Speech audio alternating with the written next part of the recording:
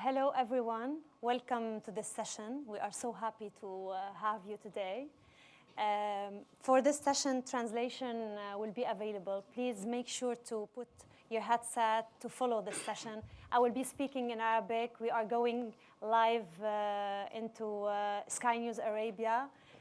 This session is moderated by Sky News Arabia and will be speaking about human-centered cities. I can move to Arabic now. We are going live into Sky News Arabia. This session is moderated by Sky News Arabia and will be speaking about human-centered cities. Welcome again to this session.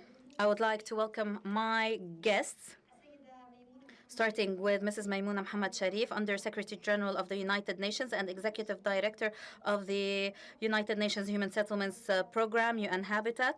I would like to welcome His Excellency Minister Fadij Raisati, the Lebanese Minister of Environment. He'll be speaking to us about the major challenges faced by the capital city of Lebanon, Beirut.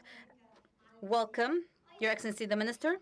We welcome Mr. Dietmar Sersdorfer, Chief Executive Officer of Siemens Middle East and Siemens Limited in the United Arab Emirates. Welcome, Mr. Sersdorfer. We welcome Shireen Shille, who has become a friend after this conference. She is Partner and Managing Director of the Center for Engineering and Planning, and its headquarters in Ramallah, Palestine, which is a city that deserves our standing by it. We would like to welcome Bibop Gresta, co-founder and chairman of Hyperloop. Welcome, Mr. Gresta. We will be talking about this high-tech technology in this session with you. Let me move to the other side of the coin, to the extreme level of development. Hyperloop. Who knows it? Mr. Gresta. When I talk about Hyperloop, I move from Dubai to Abu Dhabi, and you can correct this piece of information because this is what I see everywhere whenever I want to search for Hyperloop. They tell us you go from Dubai to Abu Dhabi in 12 minutes. How beautiful would it be? Hyperloop will do that, but not from Dubai to Abu Dhabi, as you mentioned 5 minutes ago. So what is this project, and to what extent are you the crazy person in this company? Crazy person in the company. But all the visionaries are crazy. I think, unfortunately, we are not working on an Hyperloop between Abu Dhabi and Dubai yet, but we are working on a project in Abu Dhabi. It will be 5 kilometers. And it will be the first Hyperloop of history that demonstrates all the characteristics of the Hyperloop. Let me ask one question. Yeah. Who knows about Hyperloop in the room? Oh my God, that's Security amazing. removed the others from. So that's amazing. The reality is very known, but it's about the incredible capability that we will have to move people at incredible speed, safely and efficiently. Now, when you analyze how we build our cities right now, we've made a great mistake. We build our cities around cars, the automobile, then in reality it's auto-immobile. It stays steady for 80% of its time. And when you use it, it's stuck in traffic. And it's not really designed to actually accommodate the incredible growth that we have done in the latest years. Now, if you look at how with technology we can solve the problem, you immediately realize that we are already late. We had the technology years ago, but we only had to come together as a humanity to put our knowledge together to solve one of the biggest problems, that is transportation. Hyperloop Transportation Technology is the first company that actually took this challenge, did a call to action, and asked humanity to come together to solve this problem. We have now more than 900 scientists working from 42 countries, and we are building the first Hyperloop in France. There is actually a certification track to go into the commercialization next year. Now, the concept is very simple. You have a capsule full of people. You put this capsule inside a tube.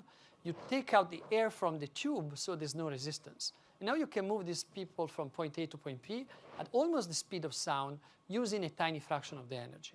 Now, everyone is thinking about the hyperloop like a technology that goes at the speed of sound all the way, and you get into your seat, like Star Trek like. We don't feel it. No, unfortunately, I have to disappoint you, because first big characteristic of the hyperloop, it's efficiency. We will be going at a certain speed, and sometimes we will reach the speed of sound, but in reality, you will be constantly accelerating and decelerating. Let's mention the speed. Based on 760 miles per hour or 1,223 kilometers per hour. But in reality, we're already going at this speed. When I came here with Emirates, I was traveling at 1,000 kilometers per hour. And we don't feel it. And we don't feel it. The reality is that when you are combining a combination of renewable energy by producing wind, solar, kinetic energy, regenerative braking, and in some climates where the solar panels are not efficient, we use geothermal, the combination of this can create up to 30% more energy than we consume.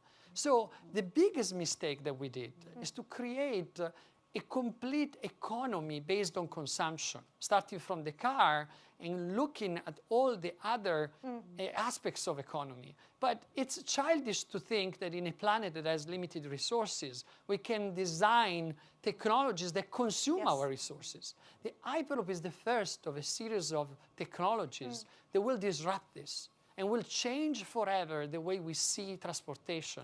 That is not a consumption, but is capable not only to produce more energy, but also to make money. And this is a complete novelty. الذي سأخبره لمن موجود. If you're following us, I would like to tell you about a subject that I learned outside this room, because Mr. Sersdorfer and Mr. Gresta do not agree on the technical projects they work on. And I think that I'm divulging a secret here. This is why I leave Mr. Sersdorfer to comment on Hyperloop. I would like to know from you, are you convinced? Do you believe in this project? And what is Siemens doing in the same sense in the Middle East? First of all, we are believing in developing technologies. So I think there will be also in the future a coexistence of technologies. And we have, as I said earlier, you have technologies in the cities today. There will be new technologies that will be implemented, and there will be systems also then make a breakthrough and others not. And what the future will tell us. I think that's what we have to see and how it will work. So I'm not here to judge about technologies. I'm here to say what we can do today and what we will do maybe in the future. But maybe you have an opinion, so I'm interested also what you think. Well, I think, rails has had time to evolve, where we are building a gauge of the rail of 1.384 meters based on the butt of the two horses of the Roman chariot. So the rail, the problem of the rail is that by just augmenting 40 centimeters of this size, you can transport double the people, double the freight. And we are not doing it. Now, the Hyperloop has the possibility to actually evolve this and also integrate this into the same right of way, because we can build on pylons above the rails or aside of the rails using the same existing infrastructures. Yes. Now, we need to come out from the legacy. And the reason is very simple. None of the rail that we are building around the world, especially the high-speed rail, makes money. These are giant black holes on our GDP of entire nations. It means less money for education, less money for the things that we need, research and development. We need to unleash humans' potentiality. Yeah. And if we get rid of all these legacies that we have based on this concept of an economy that is gone, even the biggest companies, the CEO of BlackRock last year made a letter that I think should be really took in consideration from every single CEO of the planet. He said, we need to stop thinking about profits as the first, and we start to think about the social impact. That's the most important thing we need to do as humanity to actually transition into an economy of abundance. And we can do that. So it means that Siemens is now embracing. right? Good. This is good. تحدثنا عن الطاقة. We've talked about energy, we've talked about technology, we've talked about transport, mobility in the future, and I go back quickly to Mrs. Sharif to tell us about the 2030 Sustainable Development Agenda that you are working on in the United Nations. How is United Nations contributing in the implementation of this agenda in all of its items and articles? مرحبا ربيع شماعي وزارة الصحة. Rabia Shammai, Minister of Health, Lebanon, Mental Health Program, National Mental Health Program. When we talk about cities, smart cities, the aim is to improve the quality of life and to improve productivity. But until now, cities are increasing isolation and negatively impacting the mental health of people, which is a basis of sustainable development, and especially sustainable development 8, 9, and 10 that are related to productivity, mental health, and jobs. Like His Excellency said, public transportation, green areas are not only good for citizens, are also good to increase social connectedness. What are other things that we can think of when we are thinking about cities, about smart cities? So to increase connectivity, to increase social connectivity among people. You're asking this question to all the panelists. Bibop. If you look at how we conceive the transportation right now, to start from one thing, it sucks. We are stuck in traffic for 2 hours, and we lost completely the joy of traveling, right? And they're clustering us in things that are not human anymore. If you think about first class, second class, what does it mean? We need different things in different moments of the day. If I am the same person, but I need something different when I go to work than when I come back to work. When I'm traveling with my wife, I need something different than when I'm with my boss. And they can mingle inside the capsule, right? Right, they will. But the reality of the fact, we designed the entire transportation experience in a very wrong way. Yes. What we are doing, we're working on reacquiring the human centricity of travel by having spaces where they can actually configure by your need, and you can learn, you can improve yourself, you can measure your health. There's different tasks that you can do while you're traveling, not losing your time, but maybe enriching yourself. Yes. And that's one big part of the equation that we need to fix. The second part is about the efficiency of the city, because if you look on the data, shows you that since last year, the cheapest way to produce electricity in the world is renewable. And this is an historical moment, because solar and wind is the cheapest, even from the carbon point of view. Yes. That means that whoever will tell you from now on that they are choosing something else than renewable because of other things, they're lying, okay? This is an incredible moment for humanity, and we need to embed these new possibilities into our cities. Then, when you create abundance, and mainly is based on inequality. Yes. And these new technologies can actually level this. Because we're imagining travels that in low peak time, they will be free for everybody, and we can charge premium services only to the people that can afford it. And that's Thank you. Thank you, Gresta. One question, please. My name is Loy Malahme from Jordan. I'm the head of innovation of Luminous Education. I want to direct my question to Mr. Dietmar and Mrs. Gresta. Mr. Gresta, sorry. I run a manufacturing business incubator in north of Jordan, and we focus on incubating startups in the hardware and manufacturing sector. And we are true believers of that our smart cities are cities who are locally productive and globally connected. So we deal a lot with open source technology. So would we ever see the Hyperloop or Siemens technology that some of their technology will be open source for us to be able to utilize these technologies and see how we can work with them locally?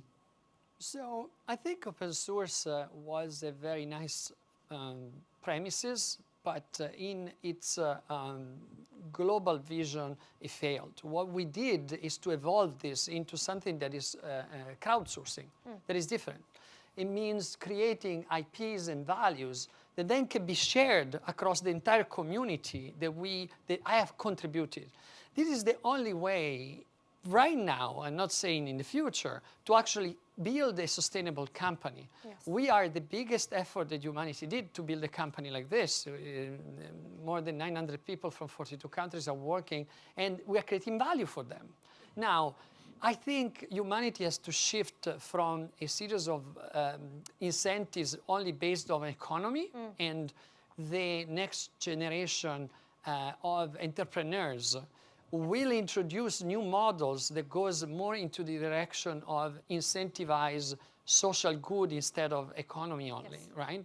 But right now we are not there yet.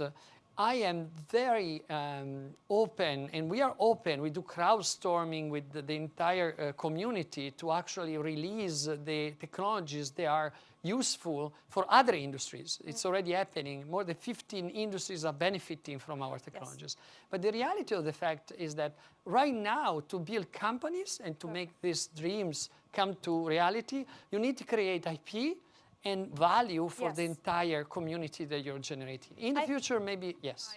Last question by Khalid. Your name is Khalid, right? Yes. Yes, you remembered my name. Hi, I'm Khalid. I'm from Casablanca, Morocco. And I'm the regional director for Demo Africa, which is a venture-oriented program that works with African tech startups. Yeah. And in the means of saying that we want local solutions for local problems, in Africa, when we're talking about IoT solutions, and you're going into the African markets and you see that those people cannot afford, you know, very basic needs, but still have the problems of large mortality rates on accidents, and they need solutions. I want to know from both Mr. Gresta and the director of Siemens, what do you think would be the best way to either lower the cost of innovation to solve these problems in Africa? So I'm particularly excited about what's happening in Africa. Africa has an incredible opportunity right now to leapfrog, to actually not repeat the same mistakes of the past. They don't have all this big infrastructure. They don't have billions of dollars invested in silly things. You know, they haven't invested in nuclear. They have a white paper to write. Yes. And incredibly, they can write with their own knowledge. Tapping in their own engineering skills. There's an incredible new, beautiful woman movement that is starting in Africa. And their kids of every age are embracing this movement. Now, we need to actually give this power a voice, okay? And that's a responsibility of the governments. But these kids have the power also to overthrow the governments that are not listening to them. So you have to be very careful of what's happening in Africa. So the opportunity that you can applaud, it's legal to applaud here in the water economy. Yeah. That's it. So, but I want to add, so embracing new technology is the way to go. And this is the insane mode that can drive Africa to the future. We see the young people in these countries calling for these technologies, and the technologies are available. Yes, the government needs to support it. If the government doesn't support it, I think the people can build this locally. And we have many instances in Africa, in many places, in many small rural places where they use already technology and they can build it. But you need a sustainable infrastructure nevertheless. You need electricity, you need water, and you need all the things that we said before. So somehow we need to help these people to build this, and technology is there.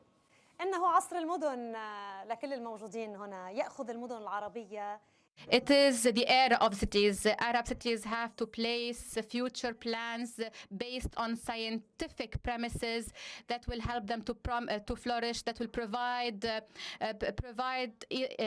better lifestyle for residents, for cities. We've talked about challenges, about obstacles, about technological meals with Mr. Gresta, with Mr. Seersdorfer. We talked about the environmental means also with His Excellency Mr. Jaishati. Of course, developmental means. We've talked about them with you, Madam Sharif. We talked about construction with Shireen Shilli to improve all of that, to improve lifestyle, to improve connectivity, livability, and to encourage innovation, to innovate sustainable cities.